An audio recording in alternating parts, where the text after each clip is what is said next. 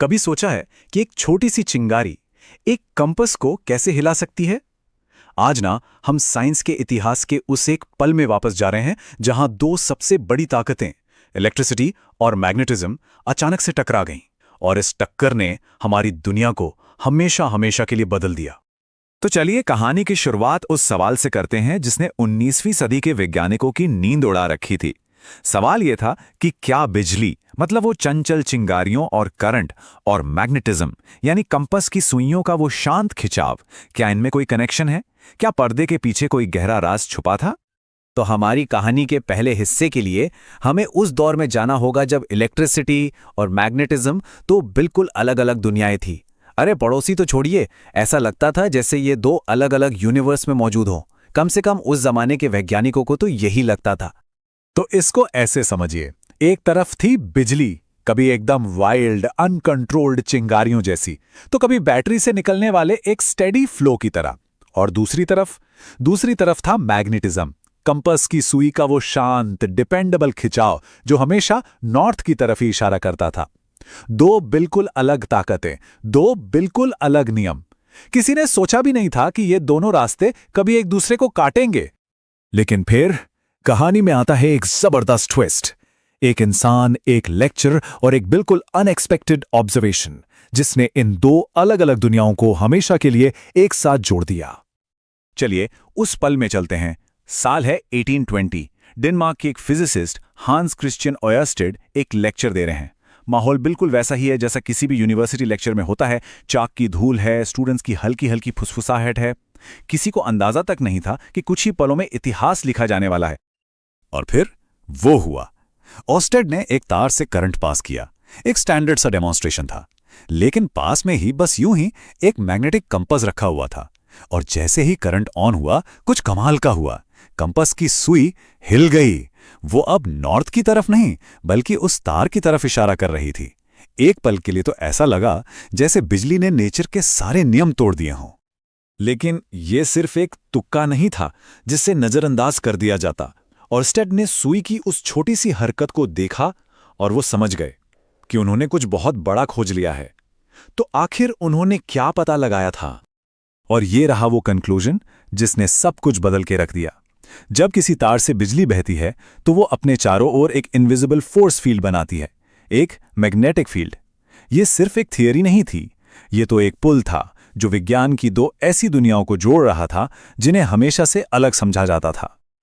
और बस यहीं से जन्म हुआ एक नए फंडामेंटल प्रिंसिपल का, the magnetic effect of current. आसान भाषा में कहें तो इलेक्ट्रिसिटी और मैग्नेटिज्म एक ही सिक्के के दो पहलू हैं। जहां एक होगा वहां दूसरा भी होगा। पर यह सिर्फ किताबों में लिखने के लिए एक साइंटिफिक फैक्ट नहीं था। नहीं, कंपास की सुई की उस एक छोटी सी हरकत ने एक ऐसी लहर शुरू की जिसने हमारी पूरी दुनिया का नक्शा ही बदल दिया। इसने साइंस और टेक्नोलॉजी के लिए एक बिल्कुल नया रास्ता खोल दिया। तो इस नई कंबाइंड पावर को क्या नाम दिया गया? इलेक्ट्रोमैग्नेटिज्म। ये फिजिक्स की सिर्फ एक नई ब्रांच नहीं थी, ये वो ताकत थी जो हमारे फ्यूचर को पावर देने वाली थी। और ये सब शुरू हुआ था उस एक एक्सीडेंटल डिस्कवरी से। और इसका असर कोई थ्योरेटिकल चीज नहीं थी। आज हर वो इलेक्ट्रिक मोटर जो घूमती है, हर वो जनरेटर जो बिजली बनाता है, अरे आज हम जिस टेक्नोलॉजी से बात कर रहे हैं, ये सब कुछ उसी एक प्रिंसिपल पर टिका है। अगर अर्स्टेड ने वो खोज ना की होती तो शायद हमारी आज की ये मॉडर्न दुनिया होती ही नहीं। तो अगली बार जब कोई लाइट ऑन करे या अपना फोन इस्तेमाल करे तो बस एक पल के लिए उस लम्हे को याद करना, कैसे एक कंपास की सुई की जरा सी हरकत ने पूरी दुनिया बदल दी। ये हमें याद दिलाता है कि कभी-कभी सबसे बड़े बदलाव सबसे छोटी और शांत ऑब्जर्वेशन से ही शुरू होते हैं। कभी सोचा है कि बिजली के तार के आसपास असल में होता क्या है? वहां ना एक अदृश्य शक्ति काम करती है, एक मैग्नेटिक फील्ड। और आज हम इसी अदृश्य दुनिया का एक तरह से कहें तो नक्शा बनाना सीखेंगे। तो सबसे बड़ा सवाल तो यही है, आखिर हम किसी ऐसी चीज का नक्शा बना कैसे सकते हैं जो हमें दिखाई ही नहीं देती? है ना मजेदार पहेली। चलिए आज इसी रहस्य को सुलझाते हैं। तो चलिए एकदम बेसिक से शुरू करते हैं। देखिए, फिजिक्स का एक बहुत ही सिंपल सा रूल है, जहां बिजली वहां चुंबकत्व। इसका मतलब ये है कि जब भी किसी तार से करंट बहता है ना, तो उसके चारों ओर एक इनविजिबल मैग्नेटिक फील्ड अपने आप बन जाता है। और यहीं से बात मजेदार होनी शुरू होती है, ये जो फील्ड है ये बस ऐसे ही रैंडमली फैला हुआ नहीं होता, नहीं, इसकी एक खास बनावट, एक डेफिनेट डायरेक्शन होती है। ये एक पैटर्न में काम करता है और बस इसी डायरेक्शन का पता लगाना यही है असली चुनौती। तो फिर इस इनविजिबल फील्ड को देखा कैसे जाए? इसका जवाब है मैग्नेटिक फील्ड लाइंस। इन लाइंस को उस मैग्नेटिक फील्ड का एक मैप या कह सकते हैं एक ट्रैफिक पैटर्न समझ लीजिए। ये हमें बताती हैं कि वो फोर्स असल में किस डायरेक्शन में जा रहा है। तो ये मैग्नेटिक फील्ड लाइन आखिर है क्या चीज? देखिए, ये एक इमेजिनरी लाइन है, एक टूल है जो हमें ये बताने में मदद करती है कि मैग्नेटिक फोर्स किस डायरेक्शन में काम कर रहा है और किसी भी पॉइंट पर वो कितना स्ट्रांग है। सीधी सी बात है, ये इनविजिबल को समझने का हमारा तरीका है। अब जैसे किसी भी मैप पर सड़कों के अपने नियम होते हैं, है ना, वैसे ही इन फील्ड लाइंस के भी कुछ पक्के रूल्स होते हैं। ये ऐसे ही कहीं भी नहीं बन जाती, बल्कि एक फिक्स तरीके से बिहेव करती हैं और इसी वजह से हम इनके बारे में प्रिडिक्शन कर सकते हैं। चलिए जरा इन नियमों पर एक नजर डालते हैं। पहला, अगर तार सीधा है तो ये लाइंस उसके चारों ओर गोल घेरे मतलब कॉन्सेंट्रिक सर्कल्स बनाती हैं।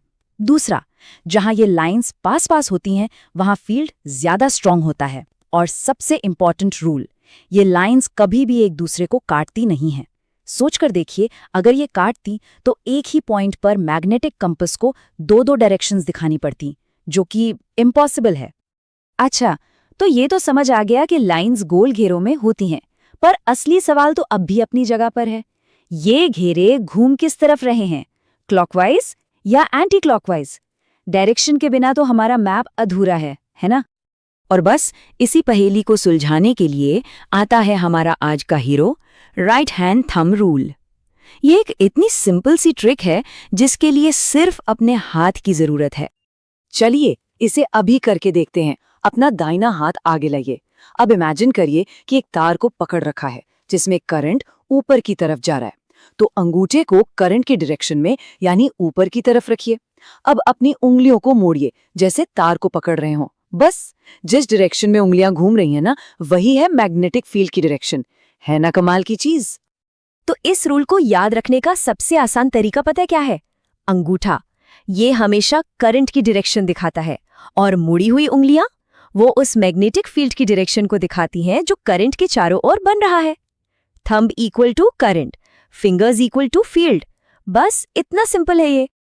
तो सबसे क्रूशियल बात क्या निकल कर आई? यही कि अब हमारे पास उस इनविजिबल फोर्स की डायरेक्शन पता करने का एक बहुत ही सिंपल और रिलायबल तरीका है। जो सवाल हमने शुरू में पूछा था उसका जवाब तो हमारे अपने ही हाथ में मिल गया। तो इस पूरी चर्चा से हमें क्या सीखने को मिला? हमने एक इनविजिबल एब्स्ट्रैक्ट आइडिया से शुरुआत की थी, मैग्नेटिक फील्ड, और अब उसे समझने के लिए हमारे पास एक सॉलिड प्रैक्टिकल टूल है, हमारा अपना दाहिना हाथ। हमने एक कॉम्प्लेक्स कॉन्सेप्ट को एक सिंपल से एक्शन में बदल दिया है। पर यह ज्ञान सिर्फ थियोरी तक ही सीमित नहीं है। पता है इसका इस्तेमाल कहाँ होता है? फोन के वाइब्रेशन से लेकर इलेक्ट्रिक कारों तक दुनिया की हर मोटर इसी प्रिंसिपल पर काम करती है। यही सिंपल सा रूल हमारी मॉडर्न दुनिया को पावर दे रहा है। तो अगली बार जब कोई मोटर चलती हुई दिखे ना, तो उस अदृश्य शक्ति के बारे में जरूर सोचिएगा, जिसे समझना अब आपके लिए मुश्किल नहीं। कभी सोचा है कि एक मामूली सा तार और थोड़ी सी बिजली ये मिलकर एक जबरदस्त चुंबक कैसे बना सकते हैं? आज हम इसी के पीछे का पूरा साइंस समझने वाले हैं। तो सबसे बड़ा सवाल, क्या सच में बिजली से चुंबक बन सकता है? सुनने में तो ये किसी मैजिक ट्रिक जैसा लगता है ना? पर यकीन मानिए, इसके पीछे जो साइंस है वो मैजिक से भी ज्यादा कमाल का है। चलिए इस जादू के पीछे की सच्चाई जानते हैं। इसकी पूरी कहानी शुरू होती है बिजली और चुंबकत्व के एक बहुत ही गहरे कनेक्शन से। इन्हें दो ऐसे दोस्त समझ सकते हैं जो हमेशा साथ रहते हैं। एक के बिना दूसरा अधूरा है। देखिए, फिजिक्स का ये एक गोल्डन रूल है। जब भी किसी भी तार से करंट पास होता है तो उसके चारों ओर एक इनविजिबल मैग्नेटिक फील्ड बन जाती है, मतलब एक अदृश्य घेरा। हम इसे देख तो नहीं सकते, पर वो हमेशा वहां होता है, अपना असर दिखाते हुए। ठीक है, तो एक सीधे तार के चारों ओर मैग्नेटिक फील्ड होती है, ये तो समझ आ गया। लेकिन क्या हो अगर हम इस तार के साथ थोड़ा खेलें, मतलब इसे सीधा रखने के बजाय एक गोल लूप बना दें? चलिए देखते हैं क्या होता है। और यहीं से असली खेल शुरू होता है। जैसे हम तार को एक लूप में मोड़ते हैं ना, वो जो सारी बिखरी हुई मैग्नेटिक फील्ड लाइंस थी, वो सब की सब जबरदस्ती सेंटर में आकर इकट्ठा हो जाती हैं।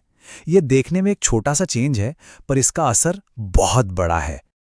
इसी एक जगह इकट्ठा हुई ताकत को हम कहते हैं मैग्नेटिक फील्ड। इसे ऐसे समझिए जैसे एक मैग्नीफाइंग ग्लास सूरज की सारी किरणों को एक पॉइंट पर फोकस करके आग लगा सकता है, ठीक वैसे ही ये गोल तार सारी मैग्नेटिक पावर को एक जगह पर फोकस कर देता है। ओके, तो अब हमारे पास एक फोकस्ड मैग्नेटिक फील्ड है। पर हर मैग्नेट की तरह इसका भी तो एक नॉर्थ और एक साउथ पोल होना चाहिए, राइट? तो अब सवाल ये उठता है कि इसकी डायरेक्शन क्या होगी, ये किस तरफ पॉइंट करेगा? तो ये मैग्नेटिक फील्ड किस तरफ है, कोई अंदाजा? खैर, अच्छी बात यह है कि हमें अंदाजा लगाने की कोई जरूरत नहीं है। फिजिक्स ने इसका पता लगाने के लिए हमें एक बहुत ही आसान सा तरीका दिया है।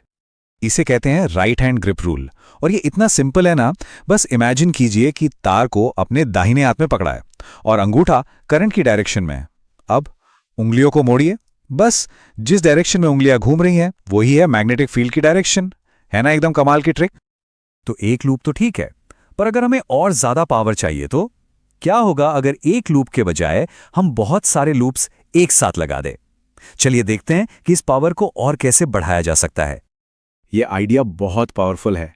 देखिए, एक अकेला लूप एक छोटी सी मैग्नेटिक फील्ड बनाता है, लेकिन जब ढेर सारे लूप्स एक साथ काम करते हैं तो एक असली पावर हाउस बन जाते हैं। ये बिल्कुल वैसा ही है जैसे एक अकेले सिंगर की आवाज और एक पूरे कोरस की आवाज का फर्क। हर लूप अपनी ताकत को जोड़ता जाता है और नतीजा एक बहुत ही जबरदस्त कंबाइंड इफेक्ट। और ये चार्ट इसी बात को एकदम क्लियर कर देता है। एक तरफ देखिए एक कॉइल की ताकत और दूसरी तरफ कई कॉइल्स की। फर्क जमीन आसमान का है। सिर्फ तार को बार बार लपेटने से ही हम मैग्नेटिक फील्ड की स्ट्रेंथ को कई गुना, मतलब मैनीफोल्ड, बढ़ा सकते हैं। कितना सिंपल पर कितना इफेक्टिव है ये। तो सवाल यह है कि यह सब जानना जरूरी क्यों है? क्या यह सिर्फ एक मजेदार फिजिक्स एक्सपेरिमेंट है? जी नहीं, बिल्कुल नहीं।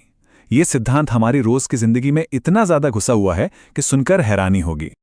सच तो यह है कि यह सिद्धांत हमारी मॉडर्न दुनिया की रीढ़ की हड्डी है। गाड़ियों में लगी इलेक्ट्रिक मोटर से लेकर हॉस्पिटल की एमआरआई मशीन तक, बड़ी बड़ी इंडस्ट्रियल क्रेन से लेकर हमारे कानों में लगे छोटे से हेडफोन तक, हर चीज इसी एक सिंपल आइडिया पर काम करती है। तो सबसे बड़ी बात जो हमें समझनी है वो ये है कि तार के एक मामूली से लूप से वो टेक्नोलॉजी बनती है जो आज हमारी दुनिया को पावर दे रही है। ये इस बात का एक बेहतरीन उदाहरण है कि कैसे एक बेसिक सा साइंटिफिक प्रिंसिपल न जाने कितनी प्रैक्टिकल चीजों को जन्म दे सकता है। ये सब हमें एक बहुत बड़े सवाल पर लाकर खड़ा कर देता है। सोचिए, अगर एक छोटा सा तार इतना पावरफुल मैग्नेटिक फील्ड बना सकता है, तो फिर हमारी पूरी पृथ्वी की वो विशाल मैग्नेटिक फील्ड कैसे बनती होगी? वही फील्ड जो हमें स्पेस के खतरनाक रेडिएशन से बचाती है। ये एक ऐसा सवाल है जो हमें यूनिवर्स के और भी बड़े रहस्यों के बारे में सोचने पर मजबूर करता है। कभी सोचा है कि वो कौन सी साइंटिफिक पावर है जो तेज रफ्तार ट्रेनों को पटरियों पर दौड़ाती है या हमारे दरवाजे की घंटी को बजाती है? आज हम उसी छुपी हुई ताकत के बारे में जानेंगे, यानी इलेक्ट्रोमैग्नेट के बारे में। जरा सोचिए, एक ऐसा चुंबक जिसे बस एक स्विच दबाकर चालू या बंद किया जा सके। नहीं, ये किसी साइंस फिक्शन फिल्म का सीन नहीं है। ये एक असली टेक्नोलॉजी है जो हमारी दुनिया को चलाती है, और आज हम इसी को समझने वाले हैं। तो चलिए सबसे पहले ये समझते हैं कि एक विद्युत चुंबक या इलेक्ट्रोमैग्नेट आखिर होता क्या है। तो एक इलेक्ट्रोमैग्नेट एक टेम्पररी मैग्नेट होता है। यहाँ टेम्पररी शब्द पर ध्यान देना बहुत जरूरी है। इसे बिजली का इस्तेमाल करके बनाया जाता है, और इसकी सबसे कमाल की बात पता क्या है? इसे पूरी तरह से कंट्रोल किया जा सकता है। मतलब इसे जब चाहे ऑन और जब चाहे ऑफ कर सकते हैं। सारा खेल बस एक बहुत ही सिंपल से आइडिया का है। बिजली से मैग्नेटिज्म बनता है। जब भी किसी तार से बिजली गुजरती है तो उसके चारों ओर एक न दिखने वाली मैग्नेटिक फील्ड बन जाती है। बस यही वो सिंपल सा सिद्धांत है जो हर चीज को मुमकिन बनाता है।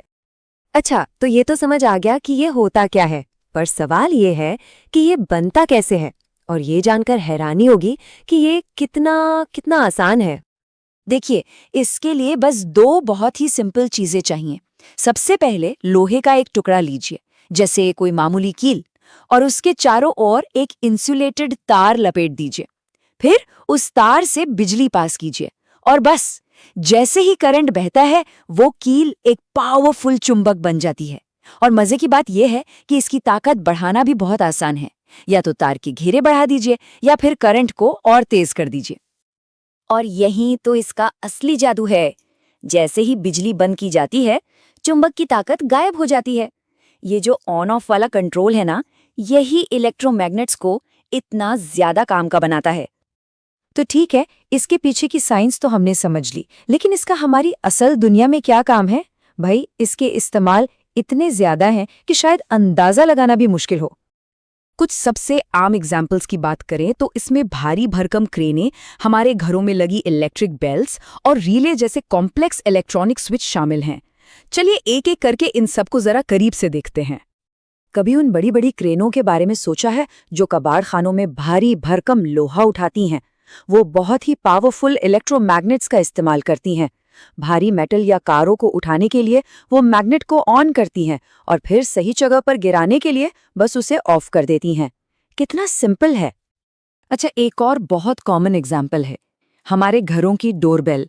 जब कोई बटन दबाता है तो एक सर्किट पूरा हो जाता है जो एक छोटे से इलेक्ट्रोमैग्नेट को एक्टिवेट कर देता है। ये मैग्नेट फौरन एक छोटे से हथौड़े को अपनी तरफ खींचता है जो घंटी से टकराकर वो जानी पहचानी आवाज पैदा करता है। और ये सब पलक झपकते ही हो जाता है। रिले? हाँ, ये थोड़े कॉम्प्लेक्स होते हैं, पर इन्हें आप एक ऑटोमेटिक स्विच की तरह समझ सकते हैं। एक छोटे कम पावर वाले सर्किट में लगा इलेक्ट्रोमैग्नेट एक बहुत बड़े हाई पावर वाले सर्किट को कंट्रोल कर सकता है, ठीक वैसे ही जैसे दूर से किसी लाइट स्विच को ऑन ऑफ करना। ये टेक्नोलॉजी हमारी कार से लेकर बड़ी बड़ी इंडस्ट्रियल मशीनों तक हर चीज में बहुत जरूरी है। तो सोचिए, कहाँ एक मामूली सतार और थोड़ी सी बिजली, और कहाँ ये इतने पावरफुल टूल्स जैसे कि क्रेन और रिले। ये सफर वाकई कमाल का है। ये दिखाता है कि कैसे एक बेसिक से साइंटिफिक प्रिंसिपल को अनगिनत तरीकों से हमारे फायदे के लिए इस्तेमाल किया जा सकता है। और ये सब हमें एक आखिरी सवाल पर लाके खड़ा कर देता है। भविष्य में इलेक्ट्रोमैग्नेट हमें कहाँ तक ले जा सकते हैं? हाई स्पीड मैगलेव ट्रेनों से लेकर मेडिकल इमेजिंग और डेटा स्टोरेज की अगली पीढ़ी तक इसकी संभावनाएं सच में बहुत बड़ी हैं। ये एक ऐसी टेक्नोलॉजी है जो हमारी दुनिया को उन तरीकों से बदलती रहेगी जिनकी हम अभी सिर्फ कल्पना करना शुरू कर रहे हैं। कभी सोचा है कि एक इलेक्ट्रिक मोटर काम कैसे करती है? या फिर वो कौन सी अनदेखी ताकत है जो हमारे पंखों से लेकर इलेक्ट्रिक गाड़ियों तक हर चीज को घुमाती है? आज हम भौतिकी के एक ऐसे ही जादुई नियम को समझने वाले हैं। तो चलिए सीधे सवाल पर आते हैं। जब बिजली से भरे एक तार को दो चुंबकों के बीच रखा जाता है तो वो अचानक हिलने लगता है, पर क्यों? आखिर ऐसा होता क्या है कि एक शांत पड़ा तार हरकत में आ जाता है? है ना सोचने वाली बात? इस राज को सुलझाने के लिए हमें थोड़ा गहराई में जाना होगा और देखना होगा कि ये जादू असल में काम कैसे करता है। ये सब एक खास तरह की ताकत का खेल है। इस हरकत के पीछे है चुंबकीय बल यानी मैग्नेटिक फोर्स। ये वही ताकत है जो फ्रिज पर किसी चुंबक को चिपकाए रखती है। तो होता ये है कि जब बिजली यानी करंट एक चुंबकीय क्षेत्र से गुजरता है तो ये बल पैदा होता है और तार को एक धक्का देता है। ठीक है, तो ये तो समझ आ गया कि एक बल है जो तार को हिलाता है, लेकिन अब एक और भी दिलचस्प पहेली सामने आती है। ये धक्का लगेगा किस तरफ? ऊपर, नीचे, दाएं या बाएं? क्या लगता है, क्या इसकी दिशा का अंदाजा लगाना मुमकिन है? देखिए, पहली नजर में ये शायद थोड़ा रैंडम लगे, लेकिन फिजिक्स में कुछ भी रैंडम नहीं होता। इसका एक बहुत ही सटीक जवाब है। और यहीं पर एंट्री होती है जॉन एम्ब्रोस फ्लेमिंग के बनाए हुए एक शानदार नियम की। 19वीं सदी के आखिर में उन्होंने इस पहेली को सुलझाने का एक बहुत ही आसान सा तरीका खोज निकाला। इसे कहते हैं फ्लेमिंग का बायां हाथ नियम।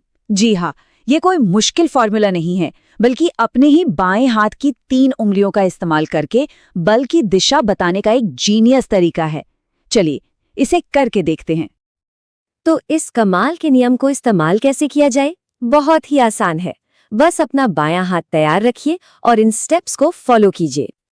सबसे पहले अपनी पहली उंगली यानी तर्जनी को चुंबकीय क्षेत्र यानी मैग्नेटिक फील्ड की दिशा में सीधा कर लें। मान लीजिए कि मैग्नेटिक फील्ड ऊपर की तरफ जा रही है, तो उंगली को छत की ओर रखें। बहुत बढ़िया। अब पहली उंगली को ऊपर ही रखते हुए अपनी बीच वाली उंगली यानी मध्यमा को 90 डिग्री पर बाहर की ओर खोलें। ये उंगली बिजली के बहाव यानी करंट की दिशा बताएगी। मान लेते हैं कि करंट सीधा सामने की तरफ बह रहा है। और ये रहा जादू। अब अपने अंगूठे को बाकी 2 उंगलियों से 90 डिग्री पर खोलिए। आपका अंगूठा जिस भी दिशा में इशारा कर रहा है, तार पर बल ठीक उसी दिशा में लगेगा। हमारे इस केस में ये बाईं ओर इशारा कर रहा होगा। कमाल है ना? तो सबसे जरूरी बात है इस आसान से कनेक्शन को याद रखना। इसे याद रखने का एक मजेदार तरीका है FBI। F मतलब फोर्स यानी बल, B मतलब फील्ड यानी चुंबकीय क्षेत्र और I मतलब अरे नहीं, यहाँ I का मतलब है करंट। तो अंगूठा हुआ बल, पहली उंगली क्षेत्र और बीच की उंगली धारा। सिंपल। चलिए, तो अब तक हमने जो कुछ भी सीखा है उसे एक बार जल्दी से दोहरा लेते हैं ताकि ये हमेशा के लिए याद हो जाए। बस ये 4 आसान से कदम हैं। बायां हाथ लें, पहली उंगली को फील्ड की दिशा में, बीच की उंगली को करंट की दिशा में रखें और बूम, अंगूठा आपको बल की सटीक दिशा बता देगा। और इन्हीं 4 कदमों से इंजीनियर्स दुनिया की सबसे पावरफुल मशीनें डिजाइन करते हैं। ये सिर्फ कोई स्कूल में पढ़ने वाला नियम नहीं है, ये वो मौलिक सिद्धांत है जिसके दम पर इलेक्ट्रिक मोटर घूमती है। मोटर के अंदर चुंबकीय क्षेत्र और करंट मिलकर लगातार एक घूमने वाला बल बनाते हैं जो मोटर की शाफ्ट को घुमाता है और हमें पंखे की हवा से लेकर चलती हुई ट्रेन तक सब कुछ देता है। तो अगली बार जब कोई मिक्सर ग्राइंडर चलाए या वॉशिंग मशीन में कपड़े धुले या फिर सड़क पर कोई इलेक्ट्रिक कार चुपचाप गुजर जाए, तो ये जरूर याद रखिएगा कि उसके दिल में फ्लेमिंग का यही बायां हाथ का नियम काम कर रहा है। सोचिए, एक साधारण से हाथ के इशारे में कितनी तकनीक और कितनी शक्ति छिपी है। हमारे आसपास की दुनिया हर वक्त चलती रहती है ना? पंखे घूम रहे हैं, खिलौना कारें दौड़ रही हैं। कभी सोचा है कि इन सब के पीछे की ताकत क्या है? ज्यादातर मामलों में इसका जवाब होता है एक छोटा सा लेकिन बहुत ही पावरफुल आविष्कार, इलेक्ट्रिक मोटर। तो आइए आज इसी के पीछे के बड़ी ही सिंपल से साइंस को समझते हैं। सवाल बहुत सीधा है, बिजली जो असल में बस तारों में बहने वाले इलेक्ट्रॉन हैं, वो भला किसी चीज को घुमा कैसे सकती है? सुनने में तो ये किसी जादू जैसा लगता है, लेकिन इसके पीछे का साइंस ना बहुत ही मजेदार है। चलिए आज इसी राज से पर्दा उठाते हैं। और देखिए, इससे कोई फर्क नहीं पड़ता कि मोटर किसी छोटे से खिलौने में लगी है या किसी बहुत बड़ी फैक्ट्री की मशीन में। ये सब की सब बस एक ही जादुई नियम पर काम करती हैं। एक ऐसा नियम जो बिजली और चुंबकत्व यानी मैग्नेटिज्म के गहरे रिश्ते को आपस में जोड़ता है। और वो गोल्डन रूल ये है, सुनिए। इलेक्ट्रिक मोटर की पूरी कहानी ना बस इसी एक लाइन में छिपी है। चुंबकीय क्षेत्र में धारा वहन करने वाले चालक पर बल लगता है। बस यही वो लाइन है। आगे हम जो कुछ भी समझेंगे वो सब इसी एक आइडिया से निकल कर आएगा। चलिए इसे एकदम आसान भाषा में समझते हैं। सोचिए, एक तार है जिसमें से बिजली दौड़ रही है और उसे एक चुंबक के पास रख दिया गया है। बस इतना ही। वो जो चुंबक का अदृश्य मैदान है ना, वो उस तार पर एक धक्का लगाता है जिससे तार हिलने लगता है। और यही धक्का, यही फोर्स है जो मोटर को घुमाता है। मतलब बिजली से बना बल और बल से बनी गति। देखा कितना सिंपल है इसका सिद्धांत। तो अब जब हम सिद्धांत समझ गए हैं, तो चलिए उन मेन खिलाड़ियों से मिलते हैं जो इस सिद्धांत को असलियत में बदलते हैं। एक इलेक्ट्रिक मोटर में समझिए कि 4 मेन हिस्से होते हैं जो एक टीम की तरह मिलकर काम करते हैं। तो टीम का पहला खिलाड़ी है चुंबक। यही वो है जो एक अदृश्य खेल का मैदान तैयार करता है, जिसे हम कहते हैं चुंबकीय क्षेत्र या मैग्नेटिक फील्ड। सारा का सारा एक्शन इसी मैदान पर होना है। इसके बिना ना कोई फोर्स होगा और ना ही कोई मोशन। दूसरा खिलाड़ी है आर्मेचर। ये क्या है? ये बस तार की एक कॉइल है, लेकिन ये मोटर का असली हीरो है। बिजली इसी के अंदर से गुजरती है और जैसे ही ये उस मैग्नेटिक फील्ड में आती है, इस पर लगता है जोर का धक्का और ये घूमने लगती है। समझिए, ये मोटर का धड़कता हुआ दिल है। और अब आता है टीम का सबसे चालाक खिलाड़ी, कम्यूटेटर। सच में ये एक बहुत ही जीनियस डिवाइस है। ये एक टूटी हुई रिंग जैसा होता है जो हर आधे चक्कर के बाद आर्मेचर में बिजली की दिशा को पलट देता है। अब सवाल ये उठता है कि भाई ऐसा करना जरूरी क्यों है? यकीन मानिए, इसका जवाब ही मोटर का असली सीक्रेट है। और टीम के आखिरी मेंबर हैं ब्रश। इनका काम सीधा सा है। ये पावर सोर्स जैसे कि बैटरी और मोटर के घूमने वाले हिस्सों के बीच एक पुल का काम करते हैं। यही वो हैं जो लगातार घूमते हुए कम्यूटेटर तक बिजली पहुंचाते रहते हैं। तो हमारी टीम अब पूरी हो गई है, चुंबक, आर्मेचर, कम्यूटेटर और ब्रश। चलिए अब देखते हैं कि ये चारों मिलकर वो लगातार घूमने वाला जादू आखिर करते कैसे हैं। चलिए इस पूरे एक्शन को एक साथ देखते हैं। सबसे पहले बिजली ब्रश के जरिए आर्मेचर कॉइल में जाती है, ठीक? अब मैग्नेटिक फील्ड इस कॉइल पर धक्का लगाता है और वो घूमना शुरू कर देती है। लेकिन असली जादू अब होता है। जैसे ही कॉइल आधा घूमती है, कम्यूटेटर फौरन करंट की दिशा को पलट देता है। और ऐसा करने से क्या होता है? वो जो चुंबकीय धक्का है वो हमेशा कॉइल को एक ही तरफ घुमाता रहता है। कॉइल रुकती नहीं, बल्कि लगातार घूमती रहती है। यही तो है कम्यूटेटर का सारा कमाल। तो ये थी एक इलेक्ट्रिक मोटर की पूरी कहानी। चलिए एक बार फटाफट जो मेन बातें हैं उन पर नजर डाल लेते हैं। तो सबसे पहली बात, एक इलेक्ट्रिक मोटर इलेक्ट्रिकल एनर्जी को मैकेनिकल मोशन यानी घूमने की ताकत में बदलती है। ये सिर्फ एक सिद्धांत पर काम करती है। एक मैग्नेटिक फील्ड करंट वाले तार पर फोर्स लगाता है। अब इसके हिस्से, चुंबक वो फील्ड बनाता है, आर्मेचर जिसमें करंट बहता है और जो घूमता है, कम्यूटेटर जो करंट को पलटकर स्पिन को चालू रखता है, और आखिर में ब्रश जो पावर सप्लाई करते हैं। देखा जाए तो इन चारों हिस्सों का एक बहुत ही खूबसूरत तालमेल है। तो अगली बार जब कोई पंखा घूमता हुआ दिखे या मिक्सर की आवाज सुनाई दे तो एक पल के लिए रुककर सोचिएगा जरूर। अब हम सबको पता है कि उस घूमने के पीछे कौन सी अदृश्य ताकतें काम कर रही हैं। ये सिर्फ बिजली नहीं है, ये तो बिजली और चुंबकत्व का एक खूबसूरत डांस है जो हमारी दुनिया को चला रहा है ना कमाल की बात? चुंबक और बिजली, ये दो ऐसी ताकतें हैं जिन्होंने हमारी दुनिया को, आप कह सकते हैं, पूरी तरह से बदल दिया है। लेकिन इनके बीच का ये जो गहरा रिश्ता है वो है क्या? आज हम उसी सिद्धांत की बात करेंगे जिसने सचमुच लिटरली हमारी दुनिया को रोशन कर दिया। तो सवाल बहुत सीधा सा है कि आखिर ये होता कैसे है? मतलब सिर्फ एक चुंबक को हिलाने से हवा में से बिजली कैसे बन सकती है? ये कोई जादू नहीं है। इसका जवाब छुपा है फिजिक्स के एक बहुत ही शानदार, बहुत ही एलिगेंट सिद्धांत में। और इस पूरी प्रक्रिया का नाम है विद्युत चुंबकीय प्रेरण, या जिसे हम इंग्लिश में कहते हैं इलेक्ट्रोमैग्नेटिक इंडक्शन। इसकी खोज की थी माइकल फैराडे ने, और यकीन मानिए ये एक ऐसी खोज थी जिसने दुनिया का नक्शा ही बदल कर रख दिया। तो ये इलेक्ट्रोमैग्नेटिक इंडक्शन आखिर है क्या भला?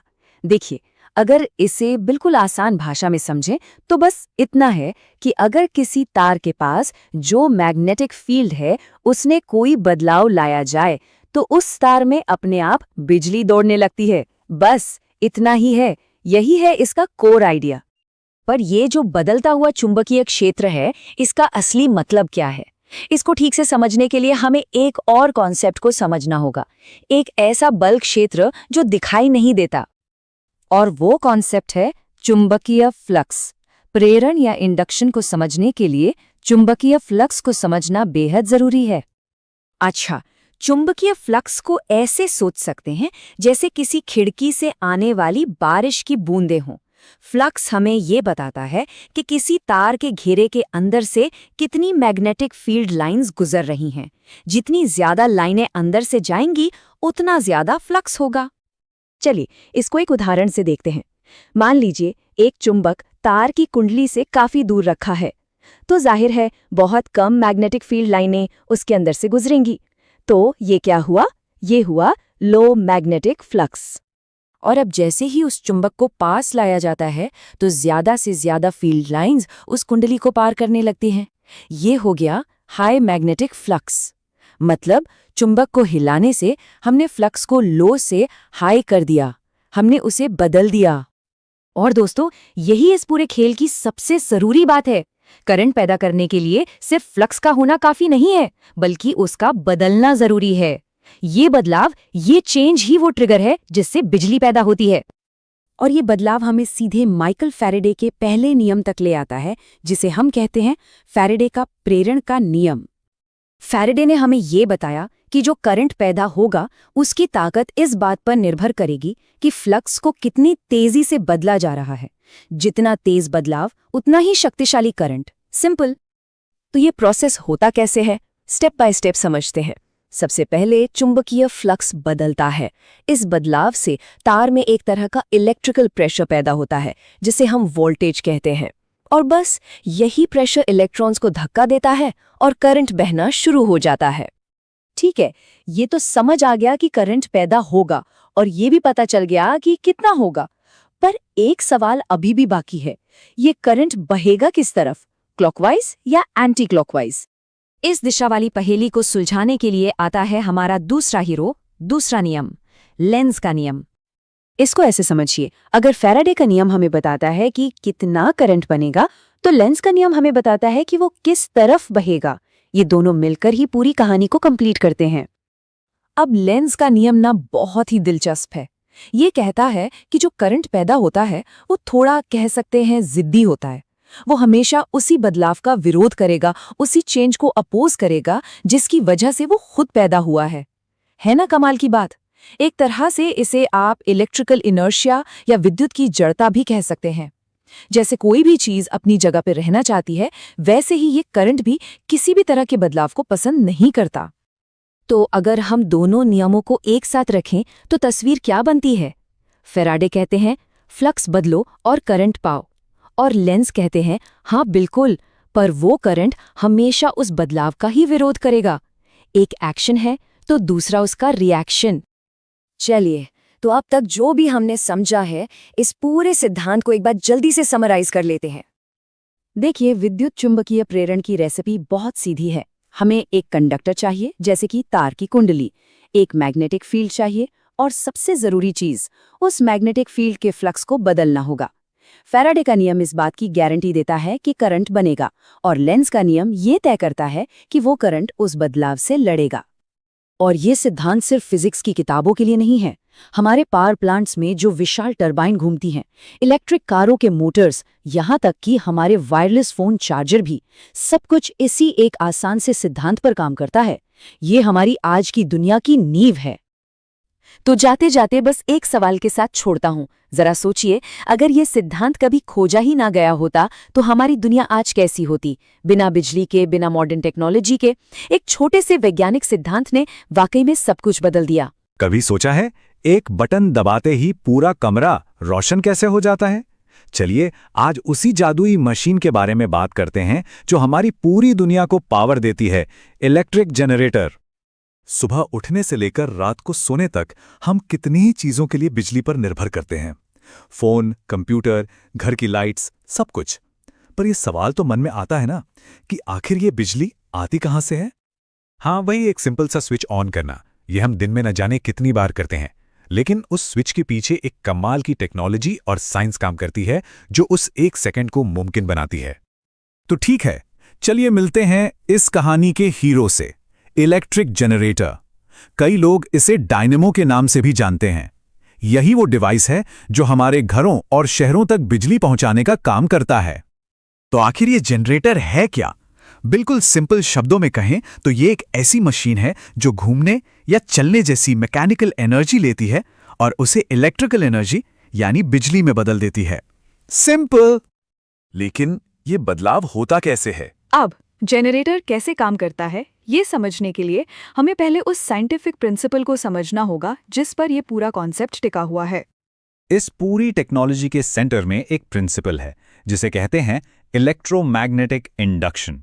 हाँ, नाम थोड़ा सा भारी लग सकता है, लेकिन इसका आइडिया बड़ा ही आसान है। चलिए इसको 3 आसान स्टेप्स में समझते हैं। सबसे पहले एक तार की कॉइल को एक मैग्नेट के पास रखा जाता है जहां पर मैग्नेटिक फील्ड होती है, ठीक है? फिर उस कॉइल को घुमाया जाता है और जैसे ही वो कॉइल घूमती है वो मैग्नेटिक फील्ड लाइंस को कट करती है, और बस इतना करने से ही उस तार के अंदर करंट यानी बिजली दौड़ने लगती है। तो पूरी बात का निचोड़ क्या है? यही कि एक मैग्नेटिक फील्ड के अंदर अगर मूवमेंट हो तो बिजली बनेगी। बस यही है जनरेटर का पूरा राज, मोशन से इलेक्ट्रिसिटी। और दिलचस्प बात यह है कि इसी एक प्रिंसिपल से 2 अलग-अलग तरह की बिजली पैदा की जा सकती है। हाँ, चलिए देखते हैं कौन सी हैं ये 2 टाइप्स। पहला टाइप है ऑल्टरनेटिंग करंट, जिसे हम एसी कहते हैं। इसमें करंट का फ्लो लगातार अपनी डायरेक्शन बदलता रहता है, आगे पीछे। हमारे घरों में जो सॉकेट से बिजली आती है ना, वो आमतौर पर एसी ही होती है। दूसरा टाइप है डीसी, यानी डायरेक्ट करंट। जैसा नाम है वैसा ही काम। ये करंट बिल्कुल सीधा चलता है, हमेशा एक ही डायरेक्शन में। सोच लीजिए, बैटरीज, हमारे फोन, लैपटॉप, ये सब डीसी पर चलते हैं। तो दोनों में फर्क क्या है? एसी अपनी डायरेक्शन बदलता है और लंबी दूरी तक बिजली भेजने के लिए परफेक्ट है, इसीलिए पावर प्लांट से हमारे घरों तक एसी ही आती है। वहीं दूसरी तरफ डीसी एक ही डायरेक्शन में बहता है और ये बैटरीज और छोटे इलेक्ट्रॉनिक गैजेट्स के लिए बेस्ट है। चलिए, अब जब हम प्रिंसिपल समझ गए हैं तो जनरेटर के अंदर झांक कर देखते हैं कि इसके पार्ट्स मिलकर इस साइंस को रियलिटी में कैसे बदलते हैं। एक टिपिकल जनरेटर में मोटा-मोटी 4 मेन पार्ट्स होते हैं: फील्ड मैग्नेट, आर्मेचर, रिंग्स जो 2 तरह की हो सकती हैं, और आखिर में ब्रशेस। फील्ड मैग्नेट का काम तो बिल्कुल साफ है। ये वो जरूरी मैग्नेटिक फील्ड बनाता है जिसके बिना तो बिजली बनने का सवाल ही पैदा नहीं होता। और आर्मेचर, ये वही तार की कॉइल है जो उस मैग्नेटिक फील्ड के बीचों बीच घूमती है। असली करंट यहीं पैदा होता है, उसी इलेक्ट्रोमैग्नेटिक इंडक्शन की वजह से। अच्छा, तो अब घूमते हुए आर्मेचर में करंट तो बन गया, पर उसे बाहर कैसे निकालेंगे? यहां काम आते हैं रिंग्स और ब्रशेस। ये घूमते हुए पार्ट से करंट को कलेक्ट करके बाहर सर्किट तक भेजते हैं। और यहां एक छोटा सा लेकिन कमाल का डिजाइन डिफरेंस है। अगर जनरेटर में स्लिप रिंग्स लगी हैं तो एसी करंट मिलेगा, और अगर स्प्लिट रिंग कम्यूटेटर लगा है तो डीसी करंट मिलेगा। देखा, बस एक पार्ट बदलने से करंट का टाइप ही बदल जाता है। तो आखिर में बस एक सवाल, जरा सोचिए, अगर जनरेटर ना होता तो हमारी दुनिया कैसी होती? हर एक लाइट जो जलती है, हर स्क्रीन जिसे हम देखते हैं, हर मशीन जो चलती है, वो सब इसी सिंपल से लेकिन रेवोल्यूशनरी इन्वेंशन की देन है। सच पूछो तो यही हमारी मॉडर्न लाइफ की नींव है। हमारे घरों में बिजली तो 24 घंटे दौड़ती रहती है ना? पर कभी ये सोचा है कि इतनी ताकतवर चीज को हमारे लिए सेफ कौन बनाता है? आज हम बात करेंगे घर के उन अनदेखे गार्डियंस की जो चुपचाप हमारी हिफाजत करते हैं। तो चलिए इस चीज को समझते हैं। देखिए, किसी भी इलेक्ट्रिकल सर्किट में ना 2 बड़े खतरे हमेशा मंडराते रहते हैं। पहला है ओवरलोड, मतलब जब एक ही सॉकेट पर बहुत सारे गैजेट्स लगा दिए जाएं, और दूसरा है शॉर्ट सर्किट, जब तारें आपस में भिड़ जाती हैं, और ये दोनों ही चीजें आग लगने की वजह बन सकती हैं। तो सवाल ये है कि इनसे हमें बचाता कौन है? हमारी सेफ्टी की जो पहली और सबसे पुरानी ढाल है वो है फ्यूज। शायद इसका नाम कई लोगों ने सुना होगा या पुराने घरों में देखा भी होगा। तो फ्यूज आखिर होता क्या है? असल में ये एक बहुत ही सिंपल सा सेफ्टी डिवाइस है। इसके अंदर एक पतला सा तार होता है, और ये तार इस तरह से डिजाइन किया जाता है कि जैसे ही करंट एक सेफ लिमिट से ऊपर जाए, ये फौरन पिघलकर टूट जाता है। मतलब एक तरह से ये खुद की कुर्बानी दे देता है ताकि हमारे महंगे टीवी, फ्रिज ये सब बच जाएं। और ये काम कैसे करता है? बहुत सिंपल है। जैसे ही सर्किट में ज्यादा करंट आता है, फ्यूज का तार तुरंत गर्म होता है और पिघल जाता है, और जैसे ही तार टूटा, बिजली का कनेक्शन भी कट जाता है। बस हमारे सारे उपकरण सेफ हो गए। लेकिन हम सब जानते हैं टेक्नोलॉजी हमेशा बेहतर होती रहती है। तो फ्यूज के बाद आया इसका एक मॉडर्न और कहीं ज्यादा एडवांस्ड वर्जन, जिसे हम सब MCB के नाम से जानते हैं। MCB यानी मिनिएचर सर्किट ब्रेकर असल में एक ऑटोमेटिक स्विच है। जैसे ही करंट ज्यादा होता है, ये अपने आप नीचे गिर जाता है, जिसे हम कहते हैं ट्रिप हो गया। और सबसे अच्छी बात, इसे बदलने की कोई जरूरत नहीं, बस स्विच को वापस ऊपर कर दो और काम हो गया। अच्छा, तो इन दोनों में मेन फर्क क्या है? देखिए, फ्यूज एक बार उड़ गया तो उसे निकालकर नया लगाना पड़ता है, लेकिन MCB उसे बस एक स्विच की तरह वापस ऊपर करना होता है। MCB बहुत तेजी से और ज्यादा सेंसिटिव तरीके से काम करता है, क्योंकि ये एक ऑटोमेटिक स्विच है, सिर्फ एक पिघलने वाला तार नहीं। अभी तक हमने जो भी बात की वो थी अप्लायंसेस और घर की वायरिंग को बचाने की, पर सबसे जरूरी सवाल तो ये है कि इंसानों को बिजली के झटके से कैसे बचाया जाए। और यहीं पर यह बात समझना बहुत जरूरी हो जाता है।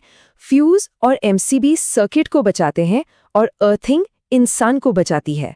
ये एक बहुत बड़ा और ज़रूरी फ़र्क है। अर्थिंग को ऐसे समझिए, ये बिजली के लिए एक सेफ एस्केप रूट है।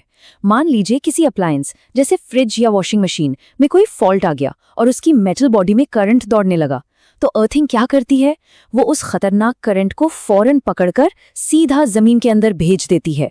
और इसका नतीजा ये कि उस अप्लायंस को छूने पर बिजली का झटका लगने का खतरा खत्म हो जाता है। तो चलिए अब इन तीनों को एक साथ रखकर देखते हैं कि ये मिलकर हमारे घर का पूरा सेफ्टी सिस्टम कैसे बनाते हैं। तो अगर इसे समेटे तो फ्यूज और एमसीबी दोनों का काम है ओवर करंट से बचाना, एक तार पिघलाकर तो दूसरा स्विच को ट्रिप करके, और वहीं दूसरी तरफ अर्थिंग का सीधा काम है हमें बिजली के झटके से बचाना, वो भी एक्स्ट्रा करंट को जमीन में भेजकर। तो ये तीनों गार्डियंस जब एक साथ काम करते हैं तब जाकर हमारे घर को बिजली के खतरों से एक पूरी मजबूत ढाल मिलती है। एक अप्लायंसेस के लिए, दूसरा वायरिंग के लिए और तीसरा सबसे जरूरी हमारी अपनी सुरक्षा के लिए। पर इन सब के बाद भी एक सवाल तो दिमाग में आता ही है कि आखिर एक एमसीबी इतनी तेजी से रिएक्ट कैसे कर लेता है? उसके अंदर जो एक छोटा सा मैग्नेट होता है, उसका असली काम क्या है? ये एक ऐसा सवाल है जो हमें इलेक्ट्रिसिटी की एक और दिलचस्प दुनिया यानी मैग्नेटिक इफेक्ट्स की तरफ ले जाता है। आज इलेक्ट्रोमैग्नेटिज्म के उन डायग्राम्स को समझते हैं जो बहुत जरूरी हैं। और हाँ, ये सिर्फ एग्जाम के लिए नहीं है। ये वो सिद्धांत हैं जो हमारी आज की दुनिया को चला रहे हैं, हमारे फोन से लेकर इलेक्ट्रिक कारों तक, सब कुछ। ये सवाल सुनने में बहुत बड़ा लगता है ना, लेकिन इसका जवाब कुछ बहुत ही जरूरी विजुअल कॉन्सेप्ट्स में छुपा हुआ है। तो चलिए इन डायग्राम्स की मदद से एक एक करके इसे समझते हैं ताकि सब कुछ एकदम साफ हो जाए। तो हमारा रोड मैप कुछ ऐसा है। हम सबसे बेसिक आइडिया से शुरू करेंगे, यानी चुंबकत्व के उस अदृश्य बल से, और फिर वहां से आगे बढ़ते हुए समझेंगे कि ये दुनिया की कुछ सबसे पावरफुल मशीनों को कैसे चलाता है। ठीक है, तो चलिए एकदम शुरू से शुरू करते हैं। इससे पहले कि हम मोटर या जनरेटर की बात करें, एक बहुत ही बुनियादी सवाल का जवाब देना होगा। हम चुंबकत्व जैसे एक अनदेखे फोर्स की कल्पना आखिर करें तो करें कैसे? इन लाइंस को ऐसे सोचिए जैसे ये मैग्नेटिक फोर्स के लिए इनविजिबल हाईवेज हों। हम फोर्स को सीधे तौर पर देख तो नहीं सकते, लेकिन ये रेखाएं हमें बिल्कुल ठीक ठीक दिखाती हैं कि वो कहाँ जा रहा है और कहाँ सबसे ज्यादा मजबूत है। मतलब ये अनदेखे को देखने लायक बना देती हैं। यहां कुछ जरूरी नियम हैं, पर एक सबसे अहम है, ये रेखाएं कभी भी एक दूसरे को काटती नहीं हैं। क्यों? क्योंकि स्पेस में किसी भी एक पॉइंट पर मैग्नेटिक फोर्स सिर्फ एक ही दिशा में हो सकता है। अगर रेखाएं कट गईं तो ये वैसा ही होगा जैसे कोई कंपास एक ही समय में उत्तर और दक्षिण दोनों तरफ इशारा करने की कोशिश कर रहा हो, जो हो ही नहीं सकता। अच्छा, तो अब हम इस फील्ड को देख सकते हैं, लेकिन हम इसके अंदर काम कर रहे फोर्सेस की दिशा का पता कैसे लगाएं? इसके लिए एक बहुत ही काम का नियम है, और इसके लिए सिर्फ अपने हाथ की जरूरत पड़ेगी। मुझे तो इसके बारे में ऐसे सोचना पसंद है, ये कोई मुश्किल फिजिक्स का फॉर्मूला नहीं है। ये तो ऐसा है जैसे इलेक्ट्रोमैग्नेटिज्म के लिए हमारी हथेली में ही एक कंपास लगा हो, एक बहुत ही आसान सा टूल जिससे डरने की कोई जरूरत नहीं। चलिए इसे अभी साथ में करते हैं। अपना दाहिना हाथ उठाइए, अब अंगूठे को ऊपर की तरफ रखिए। मान लीजिए कि ये तार में बह रहे करंट की दिशा है। ध्यान दीजिए कि उंगलियां अपने आप कैसे मुड़ती हैं। बस वही घुमाव करंट से बनने वाले मैग्नेटिक फील्ड की सटीक दिशा दिखाता है। एक बार इसे करके देख लिया तो फिर कभी नहीं भूलेंगे। और अब आता है सबसे मजेदार हिस्सा। अब हम इन थ्योरेटिकल कॉन्सेप्ट्स जैसे फील्ड लाइंस और हैंड रूल्स को लेंगे और उनसे कुछ असली चीज बनाएंगे।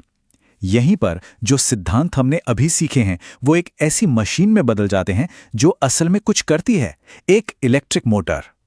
सीधे शब्दों में कहें तो मोटर बिजली लेती है और उसे मोशन में बदल देती है। इसका जादू तब होता है जब करंट हमारे राइट हैंड रूल के हिसाब से एक मैग्नेटिक फील्ड के साथ इंटरैक्ट करके एक घूमने वाला फोर्स बनाता है। एक टेबल फैन से लेकर टेस्ला की मोटर तक सब कुछ इसी एक बेसिक सिद्धांत पर काम करता है। चलिए इसके हिस्सों को देखते हैं। हमारे पास परमानेंट मैग्नेट्स हैं जो एक मैग्नेटिक खेल का मैदान बनाते हैं। फिर है आर्मेचर, जो तार की एक कॉइल है जिसमें हम करंट भेजते हैं। जैसे ही करंट बहता है, मैग्नेटिक फील्ड उस कॉइल को धक्का देता है। लेकिन सबसे स्मार्ट हिस्सा है कम्यूटेटर, जो कॉइल को एक ही दिशा में घुमाते रहने के लिए बिल्कुल सही टाइम पर करंट की दिशा को पलट देता है। बिजली और चुंबकत्व के बीच का यही वो शानदार तालमेल है जो लगातार मोशन पैदा करता है। अब बात करते हैं मोटर के ठीक उल्टे, यानी उसके शानदार ऑपोजिट की। जरा सोचिए, अगर हम एक मोटर लें और उसमें बिजली डालने के बजाय हम उसके एक्सिल को जबरदस्ती घुमाएं, तो क्या होगा? दूसरी तरफ से क्या निकलेगा? जवाब है बिजली। एक जनरेटर बिल्कुल ऐसे ही काम करता है। अभी ये सब देखने के लिए जो भी बिजली इस्तेमाल हो रही है वो लगभग सारी की सारी इसी तरह बनी है, एक मैग्नेटिक फील्ड के अंदर तार की कॉइल को घुमाकर, चाहे वो भाप से हो, पानी से या हवा से। फिर से देखिए, इसके हिस्से लगभग मोटर जैसे ही हैं। यहां भी मैग्नेट हैं और एक कॉइल है, लेकिन काम उल्टा है। यहां हम एक मैकेनिकल एनर्जी सोर्स जैसे टरबाइन का इस्तेमाल करके कॉइल को जबरदस्ती घुमाते हैं। और यही मेन पॉइंट है, किसी तार को मैग्नेटिक फील्ड से गुजारने का काम उस तार में बिजली को पैदा करता है। हम इसे करंट दे नहीं रहे हैं, हम इसे बना रहे हैं। तो अगर सिर्फ एक बात याद रखनी हो तो वो ये है, मोटर बिजली अंदर, मोशन बाहर। जनरेटर मोशन अंदर, बिजली बाहर। ये एक ही इलेक्ट्रोमैग्नेटिक सिक्के के दो पहलू हैं। देखिए, ये स्लाइड पूरी कहानी को एक जगह ले आती है। बाईं तरफ मोटर है, प्लग लगाया और पंखा घूमने लगा। दाईं तरफ जनरेटर है, हैंडल घुमाया और बल्ब जल गया। फिजिक्स वही है, बस उल्टी दिशा में काम कर रही है। एक पावर इस्तेमाल करता है, दूसरा उसे बनाता है। इस सिमेट्री को समझना ही सबसे जरूरी है। तो आखिर में एक सवाल छोड़ जाते हैं। इन दो डिवाइसों, मोटर और जनरेटर ने सचमुच हमारी आज की दुनिया को बनाया है, लेकिन सिद्धांत नहीं बदले हैं। तो सवाल यह है कि अगला क्या वो तेज मैग्लेव ट्रेनें होंगी या बहुत ही एफिशिएंट वायरलेस चार्जिंग? अगली बड़ी सफलता भी ठीक उसी फिजिक्स का इस्तेमाल करेगी जिसे हमने आज देखा है। क्या लगता है वो क्या होगी?